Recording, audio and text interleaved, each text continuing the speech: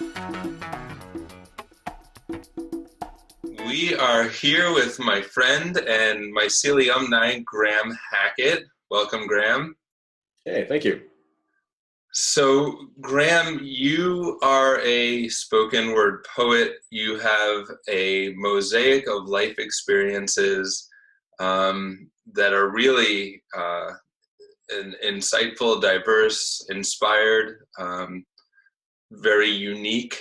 And it has all these little droplets have led to this kind of bigger bucket, this bigger manifestation, a kind of crescendo of sorts in what you're working on now with Civilian. Could you just share a little bit about what Civilian is? Sure. I mean, essentially, I'm using that mosaic of life experience to create the most impactful art project I can manifest. So it's drawing from my time as a performer, as a writer, as an educator, and as a social justice advocate. I really have been looking for a vehicle to fully express my vision of how creativity and art can be used as a resource for cultural development. And so essentially, it's a TED Talk on the role of the creative community to impact culture, but I've spliced it with performance poems that address social justice causes. And I feel like if I can get in front of some people and share this firsthand through a live event and create media out of it, it will have as much impact as one artist possibly can, that artist being me. And you have this kind of unique insight on citizen journalism. Can you talk about what that looks like for you, this kind of advent of citizen journalism in a way that you see A, the world needs, and B, how you see Civilian delivering on that? Absolutely. Citizens journalism is a recognized aspect of the journalism field in that it's where members of a population collect, analyze, and disseminate information that's valuable to their community. And so I've been just an observer of, local and regional and macrocosmic social conditions for a long time. And I've just created a fairly unique worldview because of my path living in 8 states in 7 years and then landing in the Southeast for 10 years. And now I'm on the West Coast. And all of those experiences have created this composite outlook on the world that I feel like will have value to the people that get to witness this project. So you're in Oakland now. That's where this kind of current step in this long, diverse journey that you've been on has landed you. Mm-hmm. But I'm super curious to hear how this mosaic of experiences, however much detail you'd like to get into specifics on your big story, how those steps along the way have led you to this kind of work. Sure. Well, I traveled the country for 10 years as a professional character actor. And so I got a look at a lot of different communities and a lot of different relationships to the arts, how it was being received. And theater is special because most plays address the extremes of the human condition. So whether it's a Shakespeare play or a Greek tragedy, or it's just something lighter and comedic, they're all expressing different aspects of the human condition and able to reach people through storytelling. Well, I took the techniques of theater and started to apply it to my own writing as a poet. And I found it to be a very versatile format to be able to share with a variety of different audiences. It's much more mobile because you don't need the other 20 people like you would in a theatrical event to share your story. And poets have assumed a certain artistic license to address topics that are, uncommon in other art forms, if not taboo. And so living in major metropolitan areas like New York City and Oakland and Philadelphia, and then some more rural and just smaller communities throughout the Midwest and the East Coast, I've gotten a lot of different perspectives on how people just engage the world and how art can potentially impact all of those communities.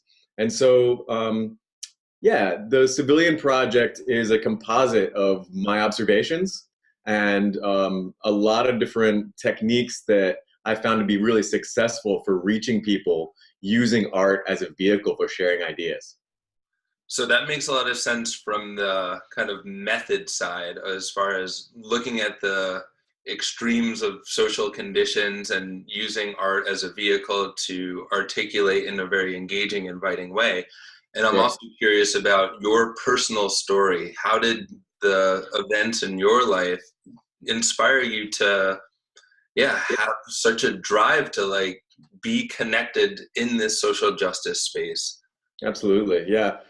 Well, I've got a fairly rich and challenging personal life, being the son of a Vietnam veteran and a hippie nomad. So that was an initial dichotomy just from me being born out of this, unlikely pairing. And so that kind of created this traveling mentality, this nomadic mentality, where I got bounced around all over the East Coast when I was young, but I got to see a lot of different things during my formative years. A lot of the challenges of living in an urban environment like Philadelphia, and then a lot of the, just very different mindsets of rural Virginia. And being able to get that dichotomy early on helped create my worldview. And then moving on from there, again, traveling as an actor, I got to see all these different communities as well. But a big pivot point for me was in 2001 when I saw the towers fall from my roof in Brooklyn. Hmm. And that week, I composed and performed my first poem for an audience of New Yorkers who were just blown wide open emotionally by the circumstances they had just faced. And the arts experience brought people together to share ideas, and it was an immensely healing opportunity for everyone.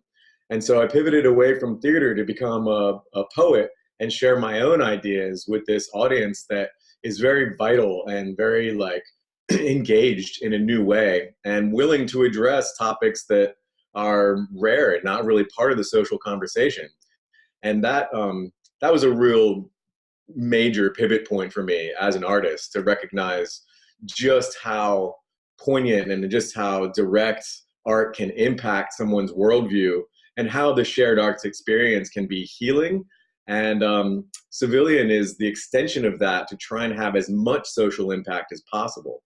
So yeah, it's a composite of a lot of different things, but yeah, those are a couple of the major life moments or life, elements that really impact my take on this. Yeah, I didn't even know that you were in New York on 9/11. I was in New York on 9/11, and that was a huge formative in yeah, real just checked me in my path. And Yeah. it was like, are you really wanting to walk down this path of good enough? And it really helped me drop into holy shit, like Yeah. what's my role in this world, and Yeah. what am It I was going a, to do I think, courageously to step I into think it? for everybody, it was a mandatory paradigm shift. And what you did with it from there, yeah, I think a lot of people had that check in. Yeah. And So this is something that's really interesting about you, and how you have a real gift in social justice, in social change. There's something really powerful about the invitation. You alluded to this a little bit.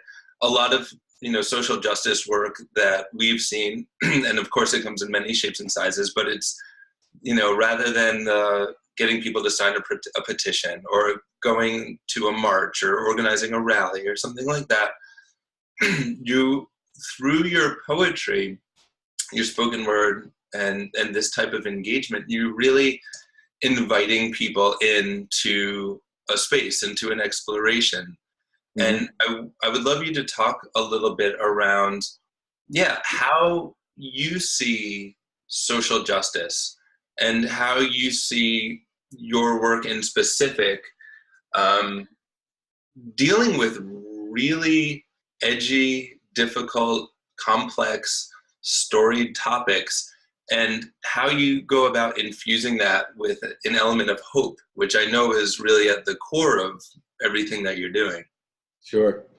Um, Obviously, we live in extremely challenging times, and I think that that is a blanket understanding that our population is becoming really aware of. That the information that we're getting isn't sufficient for feeling empowered to do anything to affect social change.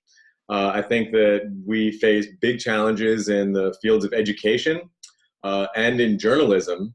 Education is just grossly underfunded and isn't really keeping up with the radical, fast changes that are happening in our society. And then journalism, the mainstream media outlets are all led by a profit motive, which means that the information they choose to disseminate is limited to the interests of the corporations that run those outlets. So there's a real need that I find for new peer-to-peer information sharing outlets where we're helping each other. And I feel like art has a really unique role to play in that it affords people the opportunity to open up. There was a moment that I had watching Robin Williams in 2002 at the height, at the launch of the Bush War, and he was openly critical of the administration in a way that was unprecedented at the time. No one was really touching any political hot button topics at all, except for this guy. And I was like, how is he getting away with that when nobody else is even getting close to these topics? And I realized it was because of his art. He had a very special gift to make people laugh, and it got people to open up. And he could slide messages in once they were open. And I realized for myself, and I wanted to identify with that, first of all, but I also realized that artistic aesthetics have similar properties to comedy in that it's an invitation. The beauty of a piece of art can get you to open up and want to share an experience, at which point you can share some messages that are not common in the cultural dialogue. And so that became my life's pursuit. And I really found that it was very impactful for getting ideas across to people, just for sharing in the first place, challenging ideas they would otherwise really shy away from and just other formats. I feel like a lot of activism is very preachy, and I think a lot of people are turned off by being told or lectured about like what's wrong and what you're supposed to do about it. But I think that an invitation into the conversation, especially through art, is a much more likely format to encourage people to engage. So getting people to open up with the artistic aesthetic and then sharing some bold ideas with a specific invitation to join a movement for social change, to really feel like that you're part of this movement already simply by being a member of our culture, and then that there are multiple avenues and ways to get involved, to really engage each other most of all, and then to, hopefully go the extra mile and work in service in some capacity with your immediate community, and then if you're ambitious, with your, your society in your region. And I really just want to encourage people to get in the game, because nobody is going to be able to do it themselves. Not even a president or any major socially visible figure is going to be able to do anything by themselves. So it's a matter of it's a rallying cry. It's a call to action, as much as I can possibly manifest it from my position. Yeah, there is something. Yeah, that people. It's a touchy subject. People don't want to offend people. People just shy away from it. And using what you're doing, art, spoken word poetry, it is almost like a Trojan horse where it can be engaging and you can create a safe enough space for these ideas and possible action plans and strategies and learning and shedding and all of that to happen. So, absolutely. At least start the conversation. Yeah, exactly. Mm-hmm. And so it seems like, from my experience in the social change space, there's something really powerful around vulnerability. And when people can be vulnerable, they can actually shed things, worldviews, etc., that don't necessarily serve them, that don't necessarily serve society as a whole.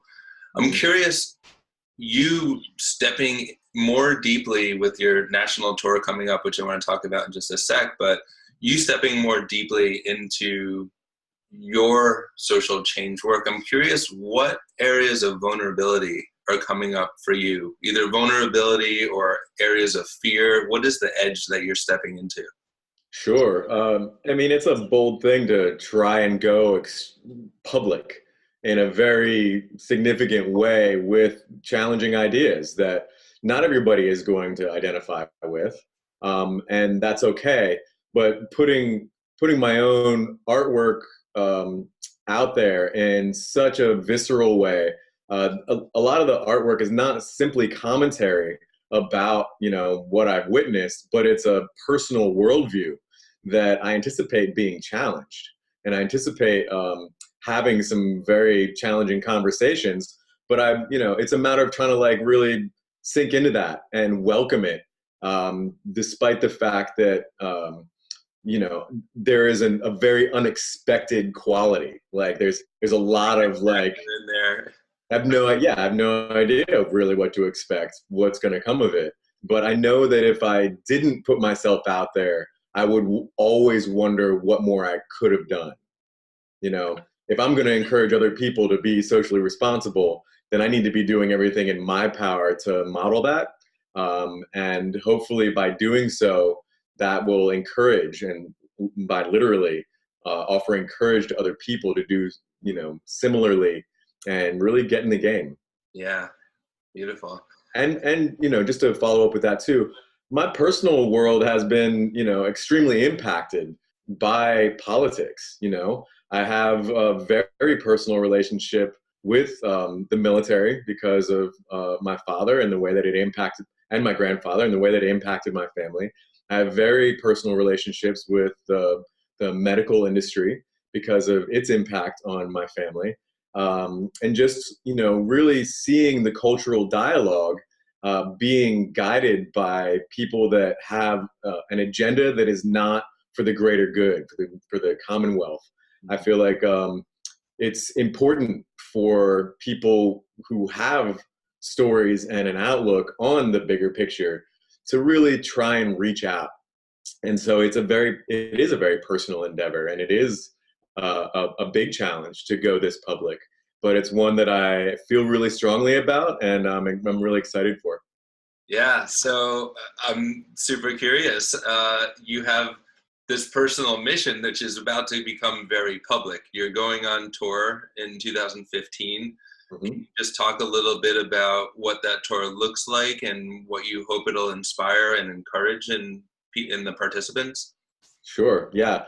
I'm targeting. I would like to reach colleges. I feel like the people that are in college have already a relationship to expanding their worldview, and I think that giving them a new format that includes creativity as a tool and a resource for sharing ideas and expanding their capacities for understanding things, I feel like that's a really vital population to get in front of.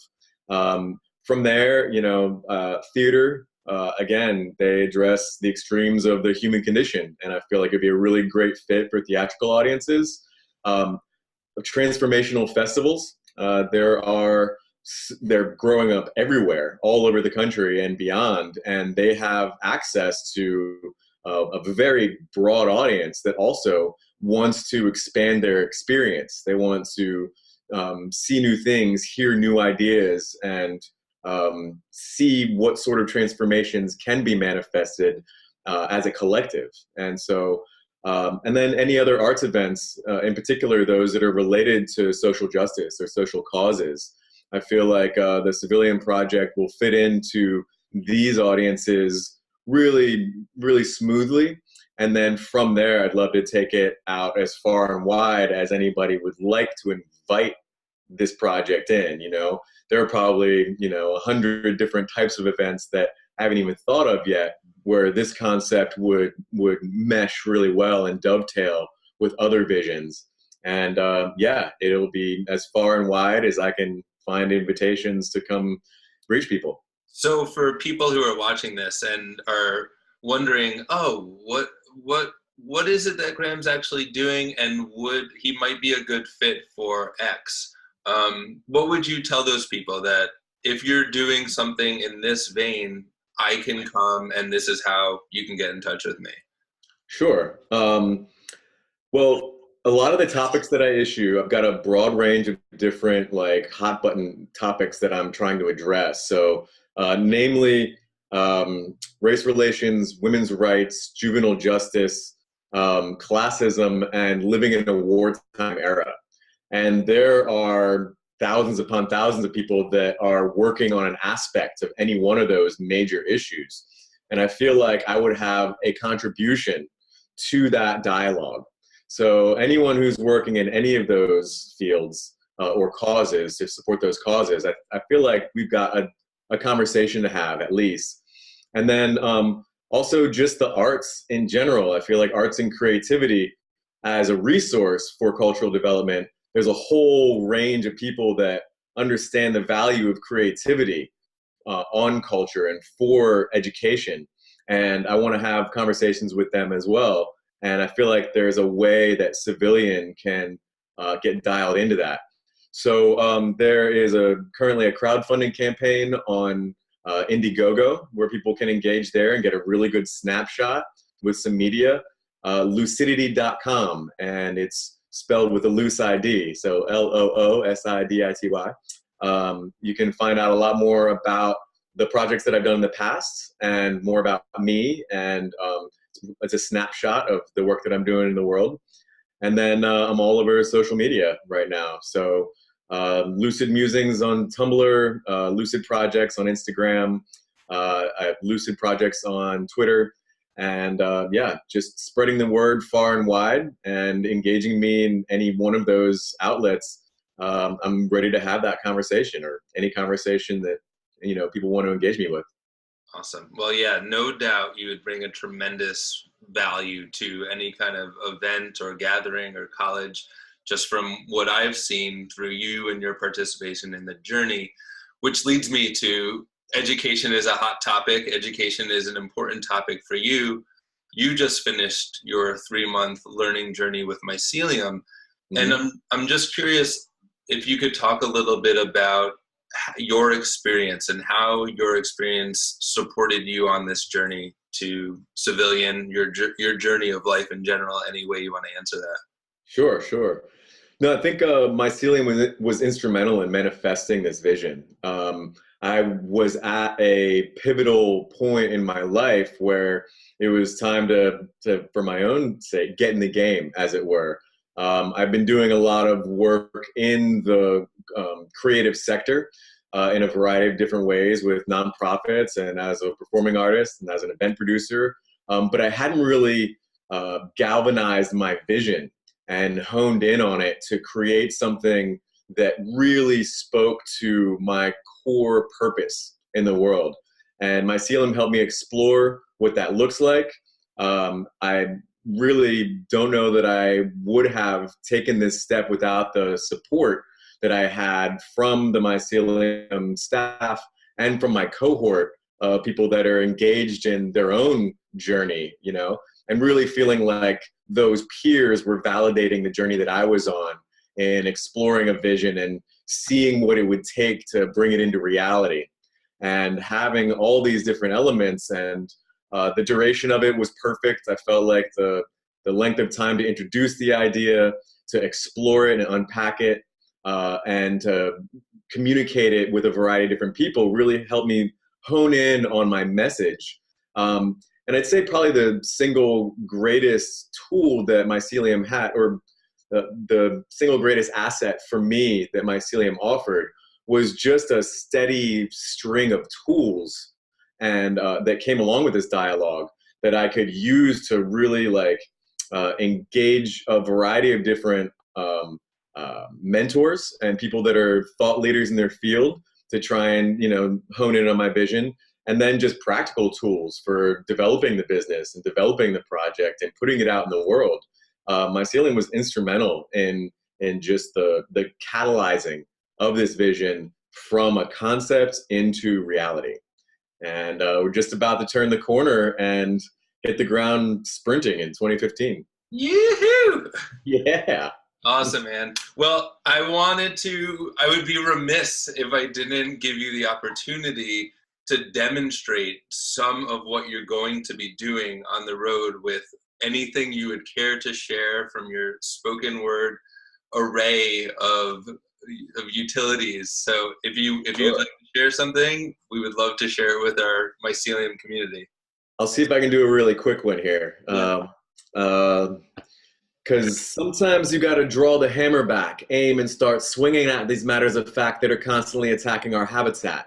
Me, I slipped through every crack and broke every habitat these fat cats set up for me to battle back against this entire industry of mass manipulation with everything I've got.